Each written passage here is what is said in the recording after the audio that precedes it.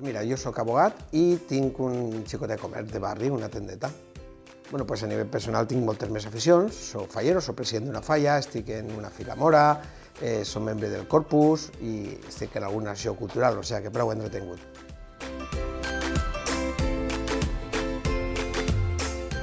Nosaltres el que volem és fer una València, treballar barri a barri, una València en què tots els barris tinguen igual d'oportunitats, que siguin iguals, que no siguin diferenciats. Si aconseguim això, al final aconseguirem entre tots una gran València.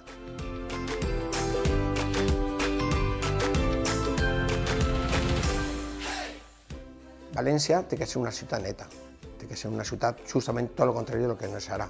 N'hi ha que netejar, n'hi ha que impulsar la partida pressupostària necessària per a que València siga una ciutat model en Europa. En quant a la neteja, tenim un problema important sobre la defecació dels gossos. És un problema que dins del partit ens ha arribat a moltes queixes. Proponem des de Poble Democràtic la implantació de pipicans cada 750 metres, uns pipicans importants, uns pipicans en aigua, nets, grans, que els gossos puguen jugar. I així crec que aconseguirem, tot va l'educació, evidentment, dels amos dels animals, una València molt més neta i més transitable.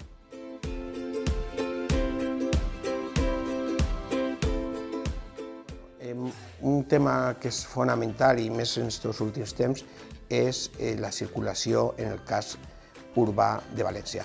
Nosaltres proponem des de Poble també la creació d'uns parcs dissuasoris en les entrades de les ciutats i junt a un transport públic de qualitat que siga econòmic i que siga fluid, evitar que la massificació de vehicles siga el problema que tenim avui en dia.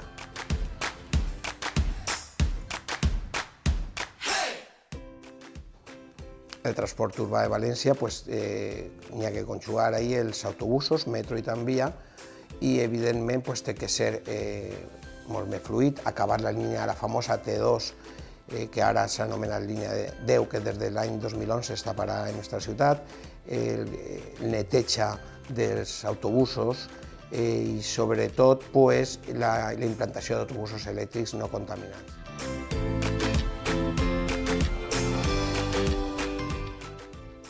El turisme és un problema, és una bendició per un costat i un problema per l'altre, sobretot per als veïns que l'estan patint. Dins del turisme, els pisos de lloguer estan proliferant d'una manera no controlada i això provoca una saturació, sobretot del cas antiu de Ciutat Vella, que fa quasi impossible viure i conviure als habitants dels barris. Tot això n'hi ha que mesurar-ho i n'hi ha que controlar-ho des de l'Ajuntament.